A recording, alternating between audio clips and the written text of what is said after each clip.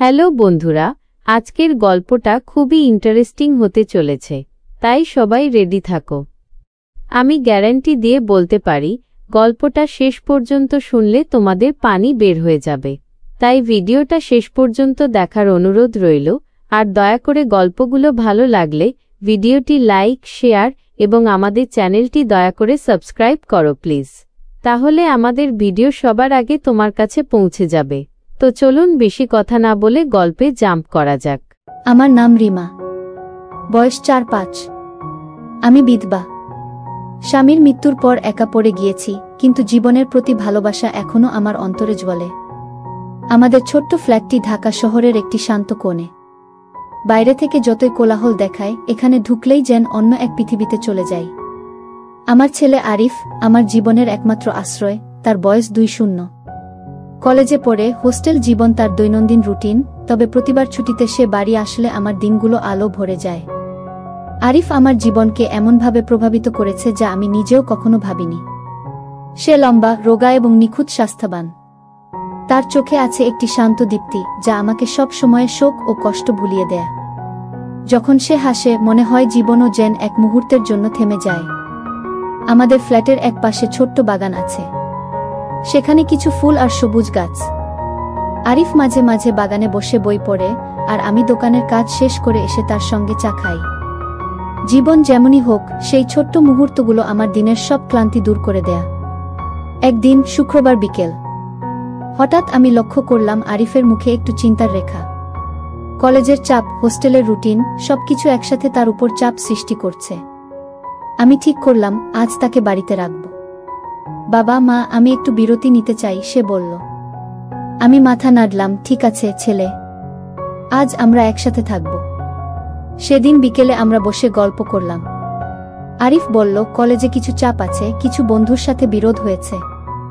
আমি তাকে আলতো করে বললাম, মা তোমার পাশে আছি, যা বলবে আমি শুনব। তুমি একা নও। সে আমার দিকে তাকিয়ে বলল, মা তোমার সঙ্গে কথা বললে মনটা হালকা হয়। সন্ধ্যা নামতে শুরু করেছে। বাইরে হালকা বৃষ্টি। বৃষ্টির ফোঁটা জানালার কাছে পড়ে যেন বাদ্যযন্ত্রের মতো শব্দ করছে। আরিফ চায়ের কাপ হাতে নিয়ে বাগানের দিকে তাকিয়ে আছে। আমি পাশে বসে তার হাত ছুঁয়ে বললাম, চলো একসাথে চা খাই। সে হেসে বলল, মা তুমি সবসময় জানো কি করতে হবে যেন মন ভালো থাকে। বৃষ্টির শব্দ আর চায়ের গরম সুবাস, মাঝে মাঝে মনে হয় যেন এই মুহূর্তগুলো স্থায়ী হয়ে যায়। আমরা দুজন চুপচাপ বসে আছি, শুধু চোখের ভাষা বোঝাচ্ছি। পরের দিন শনিবার। আমি ঠিক করলাম যে আজ আমরা কিছু বিশেষ করব। আরিফকে কলেজ থেকে বিরতি দিয়ে আনব। সে এলে আমরা ফ্ল্যাটের পাশের বাগানে বসে গল্প করব, চা খাব এবং শুধুই একে অপরের সঙ্গে সময় কাটাব। দুপুর।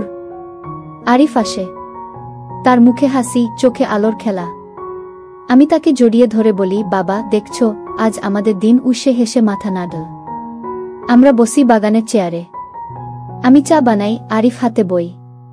আমরা একে অপরকে গল্প বলি, শৈশবের কথা, কলেজের মজা, ছোট ছোট স্বপ্ন। এই সময়ে আমি দেখি যে আরিফের মনোযোগ শুধু গল্পের দিকে নয়, তার চোখে আছে এক অদ্ভুত উচ্ছ্বাস।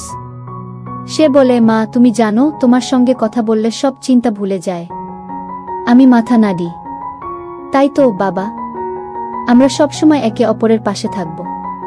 বৃষ্টির ফোঁটা আরো জোরে পড়ছে। আমরা খোলা জানালার পাশে বসে আছি। বাতাসে ভেসে আসে মাটির সুগন্ধ। আরিফ হঠাৎ বলল, মা আমাদের এই মুহূর্তটি কখনো শেষ না হয়। আমি হেসে বলি, ঠিক বলেছ বাবা, মুহূর্তগুলোই জীবনের আসল রং। রাত্রি নামার পর আমরা ফ্ল্যাটের ভেতরে চলে আসি। আমি রান্নাঘরে হালকা খাবার তৈরি করি। আরিফ পাশে বসে গল্পের কিছু অংশ আবার শোনে। আমরা একে অপরের সাথে হাসি, মজা করি আর ছোট ছোট অভিজ্ঞতার আনন্দ ভাগ করি। পরের দিন রবিবার। আমরা বাগানে গেলাম। সূর্যের আলো এবং ফুলের সুবাস সব মিলিয়ে যেন আমাদের মাছেলের বন্ধন আরো মজবুত হয়ে উঠেছে। আরিফ বলে, মা তুমি সবসময় আমার জন্য আছো, এটা সবচেয়ে বড় উপহার। আমি তার মাথায় হাত বুলিয়ে বলি, তুমি আমার জীবনের সবচেয়ে বড় উপহার বাবা। এই ছোট্ট মুহূর্তগুলোতে আমরা শিখলাম জীবনের যে কোনো চ্যালেঞ্জ সামলানো যায় যদি একে অপরের পাশে থাকি। মাছেলের এই বন্ধনই জীবনের সবচেয়ে সুন্দর রং। রাত্রি নামার পর আমরা ফ্ল্যাটে এসে বসি। আরিফ বই পড়ছে, আমি চা খাচ্ছি। আমরা চুপচাপ আছি, কিন্তু চোখের ভাষায় আমাদের অনুভূতি প্রবাহিত হচ্ছে। আমি বলি, বাবা তুমি বড় হচ্ছ, কিন্তু মনে রেখো মা সবসময় তোমার পাশে থাকবে। আরিফ হেসে মাথা নাড়ে। সোমবার সকাল। বাগানের সূর্যের আলো আমাদের ফ্ল্যাটের ভেতরে ঢুকছে। আরিফ উঠে আসে, মুখে অচেনা উদ্দীপনা। সে হঠাৎ বলে, মা আজ কি আমরা কিছু নতুন করতে পারি? আমি হেসে বলি, বাবা নতুন করে শিখা সবসময় আনন্দদায়ক। তুমি কি ভাবছ? সে মাথা নাড়ল। আমি চায়ের কাপ হাতে নিয়ে বসি, আরিফ পাশে। আমরা দুজনেই জানি ছোট্ট মুহূর্তগুলোই জীবনের সবচেয়ে বড় সম্পদ। আমার মনে হয় প্রতিটি মাছেলের সম্পর্কের মতোই আমাদের বন্ধনও প্রতিদিন আরও গভীর হচ্ছে।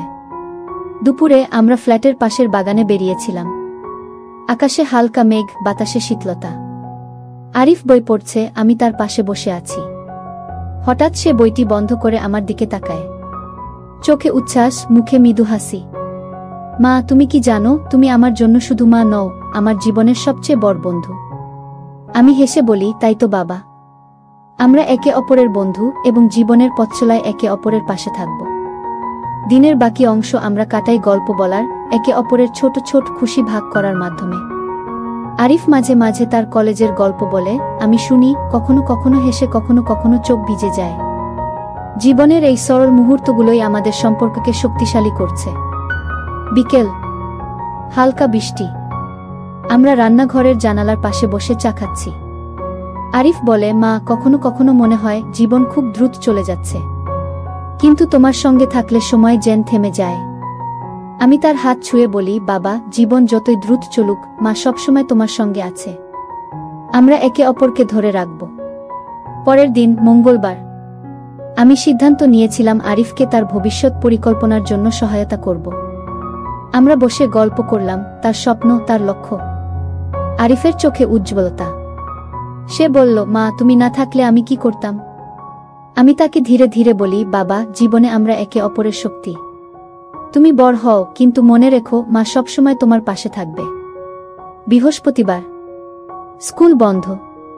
আমরা ফ্ল্যাটের বাগানে বসে ছবি আঁকার চেষ্টা করি। আরিফ কখনো কখনো তার হাতে থাকা পেন্সিল দিয়ে আমাকে চিত্র আঁকতে শেখায়। আমি হেসে বলি, বাবা তুমি কি জানো, তুমি আমাকে ছবি আঁকার আনন্দ শিখিয়েছ? সে মাথা নাড়ে, মা তুমি সবসময় আমার ভালোবাসা বুঝতে পারো, এজন্যই তোমার সঙ্গে থাকা সবসময় আনন্দদায়ক। শুক্রবার, আমি আমার দোকানে কাজ করি। আরিফ ফ্ল্যাটে থাকে। আমরা মাঝে মাঝে ফোনে কথা বলি। ছোট ছোট মেসেজে আমরা একে অপরের প্রতি মমতা ভাগ করি। মা আজ আমি নতুন কিছু শিখেছি, তুমি জানতে চাইবে? মেসেজ পড়ে আমার মন ভালো হয়ে যায়। আমি তাকে উত্তর দেই, বাবা অবশ্যই। আজকে কি শিখেছ? শনিবার, আমরা একসাথে বাজারে যাই। আরিফ কিছু খাবারের জিনিস কিনে আসে, আমি হাসি। আমরা একে অপরকে সাহায্য করি, কখনো কখনো মজা করি। আরিফ বলে, মা আজ আমি সত্যিই আনন্দিত, তুমি সবসময় আমার পাশে থাকো।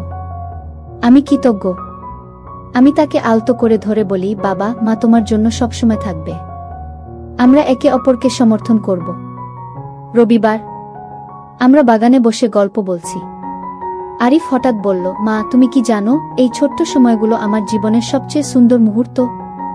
আমি তাকে চুম্বন করে বলি, বাবা ছোট ছোট মুহূর্তগুলোই জীবনের আসল রং। পরের সপ্তাহে, আরিফ তার কলেজের কিছু প্রজেক্ট নিয়ে ব্যস্ত। আমি তার পাশে বসে সহায়তা করি। আমরা একে অপরকে শিখাই, কোনো সমস্যা, কোনো চাপ। মাঝে মাঝে চোখের ভাষায় বোঝাই একে অপরের অনুভূতি। আরিফ বলে, মা তুমি না থাকলে আমি কিছুই পারতাম না। আমি ধীরে ধীরে বলি, বাবা আমরা একে অপরের জন্য আছি। তুমি বড় হও, তবে কখনো ভুলবে না মা সবসময় তোমার পাশে। দিনগুলো কেটে যায়। আমাদের মাছেলের বন্ধন আরও শক্ত হয়।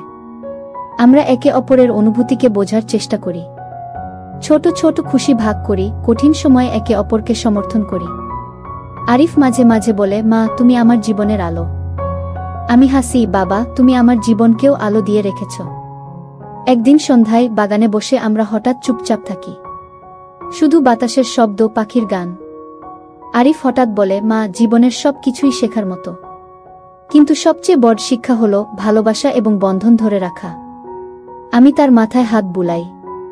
বাবা তুমি ঠিক বলেছ। মা সবসময় তোমার পাশে থাকবে, আর আমরা একে অপরের জন্যই জীবন গড়ব। পরের কয়েক মাস আমরা একে অপরের সঙ্গে কাটাই। কেউ কোনো কথা বলার আগে বুঝতে পারে অন্যজন কি অনুভব করছে। ছোট ছোট চমক, গল্প, হাসি সবই আমাদের সম্পর্ককে আরও মধুর করে তোলে।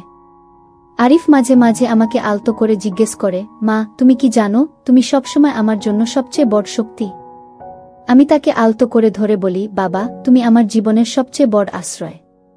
শেষে আমাদের গল্প শেখায়, মা ও ছেলের সম্পর্ক কেবল রক্তের সম্পর্ক নয়, এটি মমতা, ভালোবাসা, যত্ন ও একে অপরের প্রতি সহানুভূতির বন্ধন।